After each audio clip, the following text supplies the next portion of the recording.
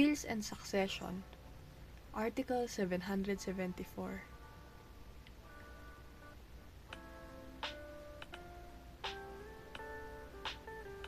Succession is a mode of acquisition by virtue of which the property, rights, and obligations to the extent of the value of the inheritance of a person are transmitted through his death to another or others either by his will or by operation of law. Article 775. In this title, decedent is the general term applied to the person whose property is transmitted through succession whether or not he left a will. If he left a will, he is also called the testator. Article 776. The inheritance includes all the property, rights, and obligations of a person which are not extinguished by his death. Article 777. The rights to the succession are transmitted from the moment of the death of the decedent. Article 778. Succession may be testamentary, legal or intestate, or mixed. Article 779.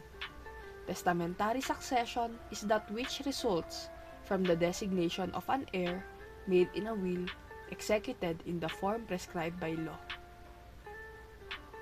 Article 780.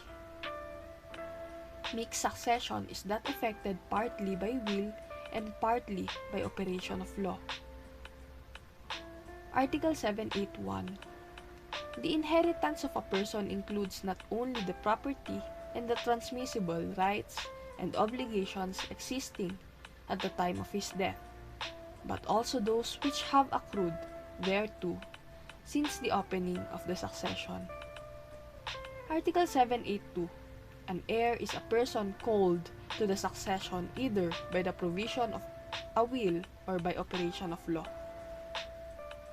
Devisees and legatees are persons to whom gifts of real and personal property are respectively given by virtue of a will.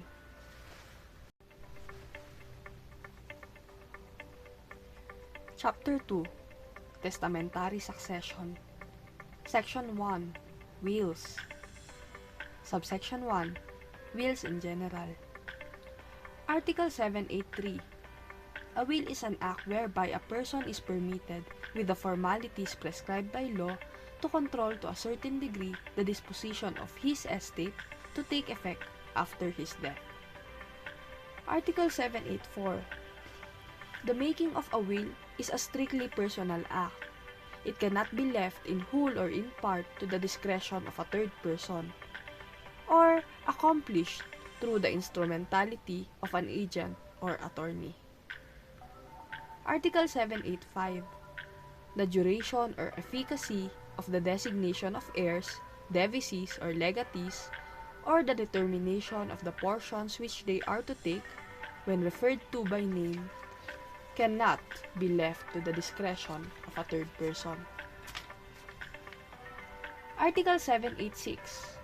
The testator may entrust to a third person the distribution of specific property or sums of money that he may leave in general to specified classes or causes, and also the designation of the persons, institutions, or establishments to which such property or sums are to be given or applied.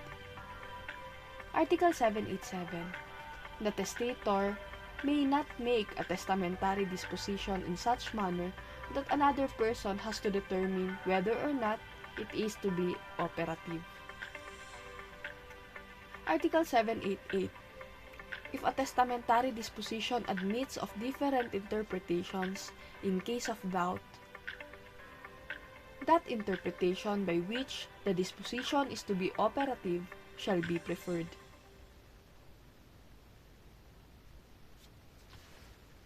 Article 789. When there is an imperfect description, or when no person or property exactly answers the description, mistakes and omissions must be corrected if the error appears from the context of the will or from extrinsic evidence. excluding the oral declarations of the testator as to his intention and when an uncertainty arises upon the face of the will. As to the application of any of its provisions, the testator's intention is to be ascertained from the words of the will, taking into consideration the circumstances under which it was made, excluding such oral declarations. Article 790. The words of a will are to be taken in their ordinary and grammatical sense, unless a clear intention to use them in another sense can be gathered and that other can be ascertained. Technical words in a will are to be taken in their technical sense, unless the context clearly indicates a contrary intention, or unless it satisfactorily appears that the will was drawn solely by the testator, and that he was unacquainted with such technical sense. Article 791. The words of a will are to receive an interpretation which will give to every expression some effect, rather than one which will render any of the expressions inoperative, and of two modes of interpreting a will that is to be preferred, which will prevent intestacy. Article 792. The invalidity of one of several dispositions contained in a will does not result in the invalidity of other dispositions, unless it is to be presumed that the testator would not have made such other dispositions if the first invalid disposition has not been made. Article 793. Property acquired after the making of a will shall only pass thereby, as if the testator had possessed it at the time of making the will, should it expressly appear by the will that such was his intention. Article 794. Every device or legacy shall convey all the interest which the testator could devise or bequeath in the property disposed of, unless it clearly appears from the will that he intended to convey a less interest. Article 795. The validity of a will as to its form depends upon the observance of the law in force at the time it is made.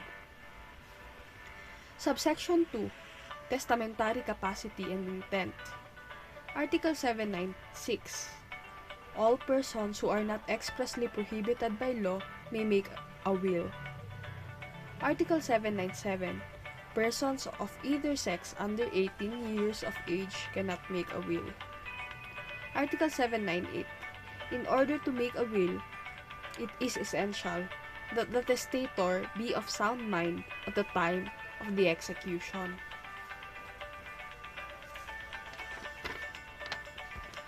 Article 799. To be of sound mind, it is not necessary that the testator be in full possession of his reasoning faculties, or that his mind be wholly unbroken, unimpaired, or unshattered by disease, injury, or other cause. It shall be sufficient if the testator was able, at the time of making the will, to know the nature of the estate to be disposed of, the proper objects of his bounty, and the character of the testamentary act. Article 800. The law presumes that every person is of sound mind, in the absence of proof to the contrary. The burden of proof that the testator was not of sound mind at the time of making his dispositions is on the person who opposes the probate of the will.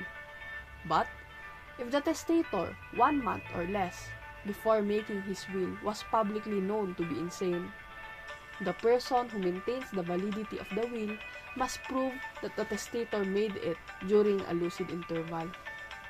Article 801. Supervening incapacity does not invalidate an effective will, nor is the will of an incapable validated by the supervening of capacity. Article 802. A married woman may make a will without the consent of her husband and without the authority of the court. Article 803. A married woman may dispose by will all of her separate property, as well as her share of the conjugal partnership or absolute community property. Subsection 3. Forms of Will. Article 804. Every will must be in writing and executed in a language or dialect known to the testator. Article 805. Every will, other than a holographic will, must be subscribed at the end thereof by the testator himself or by the testator's name written by some other person in his presence and by his express direction, and attested and subscribed by 3 or more credible witnesses in the presence of the testator and of one another. The testator or the person requested by him to write his name and the instrumental witnesses of the will shall also sign as aforesaid each and every page thereof, except the last, on the left margin, and all the pages shall be numbered correlatively in letters placed in the upper part of each page. The attestation shall state the name of pages used upon which the will is written, and the fact that the testator signed the will and every page thereof, or caused some other person to write his name under his express direction in the presence of the instrumental witnesses, and that the latter witnessed and signed the will and all the pages thereof in the presence of the testator and of one another. If the attestation clause is in language not known to the witnesses, it shall be interpreted to them.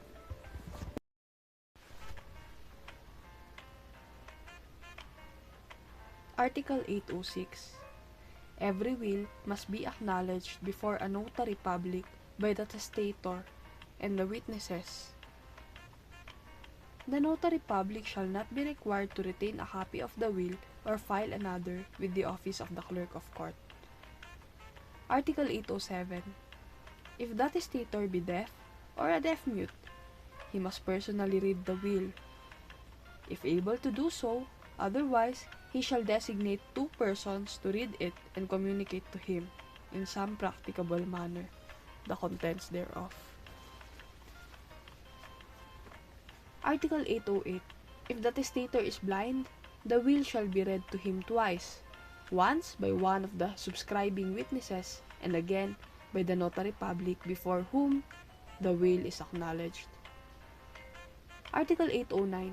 In the absence of bad faith, forgery, or fraud, or undue and improper pressure and influence, defects and imperfections in the form of attestation or in the language used therein shall not render the will invalid if it is proved that the will was in fact executed and attested in substantial compliance with all the requirements of Article 805. Article 810. A person may execute a holographic will which must be entirely written, dated, and signed by the hand of the testator himself. It is subject to no other form and may be made in or out of the Philippines and need not be witnessed. Article 811. In the probate of a holographic will, it shall be necessary that at least one witness who knows the handwriting and signature of the testator explicitly declare that the will and the signature are in the handwriting of the testator. If the will is contested, at least 3 of such witnesses shall be required. In the absence of any competent witness referred to in the preceding paragraph, and if the court deem it necessary, expert testimony may be resorted to. Article 812. In holographic wills, the dispositions of the testator written below his signature must be dated and signed by him in order to make them valid as testamentary dispositions. Article 813. When a number of dispositions appearing in a holographic will are signed without being dated, and the last disposition has a signature and a date, such date validates the dispositions preceding it, whatever be the time of prior dispositions. Article 814. In case of any insertion, cancellation, erasure, or alteration in a holographic will, the testator must authenticate the same by his full signature. Article 815. When a Filipino is in a foreign country, he is authorized to make a will in any of the forms established by the law of the country in which he may be. Such will may be probated in the Philippines. Article 816. The will of an alien who is abroad produces effect in the Philippines if made with the formalities prescribed by the law of the place in which he resides, or according to the formalities observed in his country, or in conformity with those which this code prescribes. Article 817. A will made in the Philippines by a citizen or subject of another country, which is executed in accordance with the law of the country of which he is a citizen or subject, and which might be proved and allowed by the law of his own country, shall have the same effect as if executed according to the laws of the Philippines. Article 818. Two or more persons cannot make a will jointly or in the same instrument, either for their reciprocal benefit or for the benefit of a third person. Article 819. Wills prohibited by the preceding article executed by Filipinos in a foreign country shall not be valid in the Philippines, even though authorized by the laws of the country where they may have been executed. Section 4. Witnesses to wills. Article 820. Any person of sound mind and of the age of 18 years or more, and not blind, deaf, or dumb, and able to read and write, may be a witness to the execution of a will mentioned in Article 805 of this code. Article 821. The following are disqualified from being witnesses to a will. Number 1. Any person not domiciled in the Philippines. Number 2. Those who have been convicted of falsification of a document, perjury, or false testimony. Article 822. If the witnesses attesting the execution of a will are competent at that time of attesting, their becoming subsequently incompetent shall not prevent the allowance of the will. Article 823. If a person attests the execution of a will to whom or to whose spouse or parent or child a device or legacy is given by such will, such device or legacy shall, so far only concerns such person or spouse, or parent or child of such person, or anyone claiming under such person or spouse, or parent or child be void, unless there are 3 other competent witnesses to such will. However, such person so attesting shall be admitted as a witness as if such device or legacy had not been made or given. Article 824. A mere charge on the estate of the testator for the payment of debts due at the time of the testator's death does not prevent his creditors from being competent witnesses to his will. Subsection 5. Codicils and incorporation by reference. Article 825.